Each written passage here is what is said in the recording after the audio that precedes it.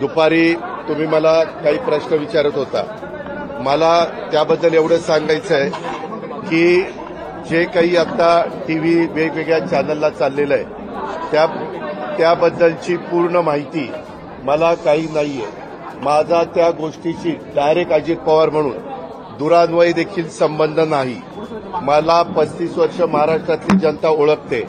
त्या संदर्भामध्ये मी उलट या निमित्तानं संपूर्ण माहिती घ्यायचं ठरवलेलं आहे. कारण मागे एकदा 3-4 महिन्यापूर्वीची गोष्ट असेल की अशा पद्धतीचं काहीतरी चाललंय असं कानावर आलं. त्यावेळेस मी सांगितलं की असलं काही चुकीचं केलेलं मला चालणार नाही.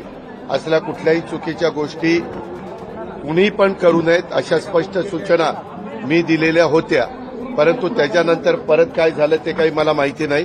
परंतु आता चॅनलमध्ये वेगवेगळ्या त्या जमिनीच्या बद्दल बरंच काही सांगितलं जातं. त्याची इत्थंभूत माहिती काय डॉक्युमेंट्स आहेत काय नाही, कुणी परवानगी दिली कुणी नाही, मी आपल्याला सांगतो. मी आजपर्यंत कुठल्याही माझ्या जवळच्या किंवा लांबच्या नातेवाईकांच्या संदर्भामध्ये कुठंतरी त्यांना फायदा होण्याच्या करता एकाही अधिकाऱ्याला कधी फोन केला नाही किंवा कधी सांगितलेलं नाही. उलट मी या निमित्तानं महाराष्ट्रातल्या जनतेला नाही परंतु उपमुख्यमंत्री म्हणून अधिकारी वर्गांना आणि कर्मचाऱ्यांना सगळ्यांना सांगेन की जर माझ्या नावाचा वापर करून कुणी चुकीचं करत असेल किंवा त्याच्यामध्ये नियमात न बसणारं करत असेल तर त्याला कुठलाही माझा पाठिंबा नसेल. मी फार कायद्याच्या नियमाच्या चौकटीमध्ये राहून काम करणारा कार्यकर्ता आहे हे आपल्याला सगळ्यांना माहिती आहे. आणि त्याच्यामुळं मी आता मला आज कुणीतरी दुपारी मगाशी एक दाखवलं, मुख्यमंत्री म्हणाले की ह्याची चौकशी मी करतो. जरूर मुख्यमंत्र्यांनी चौकशी करावी, तो त्यांचा अधिकार आहे. जर उद्या कुठल्याही बाबतीमध्ये कुणी काही तक्रार केली तर चौकशी करून त्याची शहानिशा करणं, त्याच्यातली सत्यता पडताळून बघणं आणि त्याच्यामध्ये काय नक्की घडलंय ते त्या ठिकाणी पाहणं हे सरकारचं कामच आहे. पण आतापर्यंत मी दिवसभर इथं असल्यामुळं मी त्याची माहिती घेतली नाही. मी त्याची माहिती घेऊन परत तुम्हाला उद्याच्याला भेटीन संध्याकाळीचा, कारण मला पण उद्या दिवसभर काम आहे. आणि त्याच्यामध्ये संपूर्ण माहिती काय झालंय, कसं झालंय, कुणाबरोबर डॉक्युमेंट झाले, ते कायदेशीर आहेत का, ते नियमात बसतात का, ह्या सगळ्या गोष्टी माहिती घेऊन वस्तुस्थिती तुमच्यासमोर तुमच्या कानावर आला असेल तर स्टॅम्प ड्युटी संदर्भातला एक महत्वाचा प्रश्न आहे की 25 कोटींचा स्टॅम्प ड्युटी. अरे बाबा ऐक ना, थांब, तुलाच फार कळतं का? मी स्वतःहून आलोय ना. मी काय सांगतोय, मी एवढंच कानावर आल्यानंतर सांगितलं की कुठल्याही गोष्टी चुकीच्या करू नका, एवढं तर मी सांगणार. त्या पद्धतीनं मी सांगितलेलं आहे. परंतु आता ते काय तुम्ही स्टॅम्प ड्युटी म्हणताय, आणखीन काय म्हणताय, त्याची सगळी शहानिशा करतो ना. कारण मीच आज राज्याचा अर्थमंत्री म्हणून काम करत असताना कुठल्याही व्यवहारात कुणी टॅक्सच्या बाबतीत नियमाप्रमाणेच वागलं पाहिजे. टॅक्सच्या बाबतीत नाही, सगळ्याच बाबतीमध्ये नियमाप्रमाणेच गोष्टी झाल्या पाहिजे. कुणीही नियमाच्या बाहेर जाऊन काम करता कामा नये, ह्याच मताचं नियम. एक मिनिट, माझ्या घरचा नाही, तो बंगला पार्थ अजित पवार यांच्या नावाने आहे, त्याच्यावर तो पत्ता त्याचा आहे.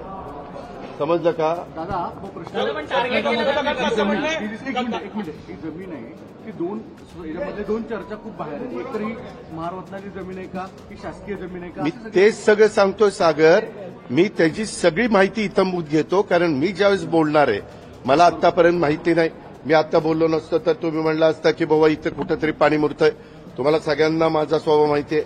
मी कधीही चुकीच्या कामाचं समर्थन केलं नाही. जर चूक झाली तर मी कबूल करतो, ही माझ्याकडनं चूक झाली, मी ती दुरुस्त करतो.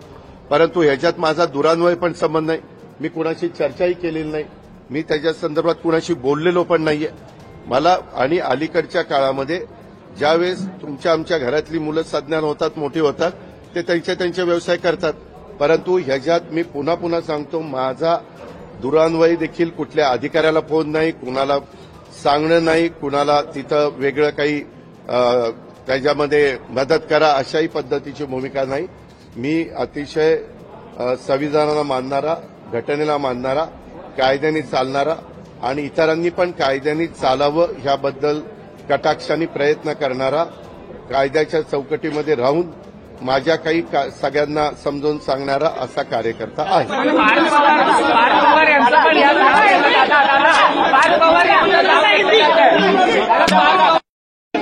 दादा ने इसके बारे में कहा है, उसके बारे में मैं कुछ टिप्पणी नहीं करना चाहता हूं. राष्ट्रवादी काँग्रेस पक्षाची दिवसभरात आज पश्चिम महाराष्ट्रातील सर्व जिल्ह्यांची बैठक त्या ठिकाणी झाली. प्रचंड प्रमाणावरचा उत्साह त्या बैठकीमध्ये होता. आगामी येणाऱ्या निवडणुकांच्यासाठी विशेष करून नगरपालिकेची अधिसूचना निघालेली आहे. त्या दृष्टिकोनातून आम्ही तत्पर आहोत. तदनंतर जिल्हा परिषद आणि महानगरपालिका या सर्वांचाच आढावा त्या ठिकाणी आम्ही घेतलेला आहे. पुढच्या आठवड्यापासून अर्ज भरण्याची प्रक्रिया सुरू होत असल्यामुळे त्या वैज्ञानिक प्रक्रियेमध्ये पक्षाचे सर्व संघटनेचे कार्यकर्ते, प्रमुख नेते, आमचे संपर्क मंत्री, पालकमंत्री, पक्षाचे निरीक्षक त्या स्तरावरती कामाला लागणार आहे.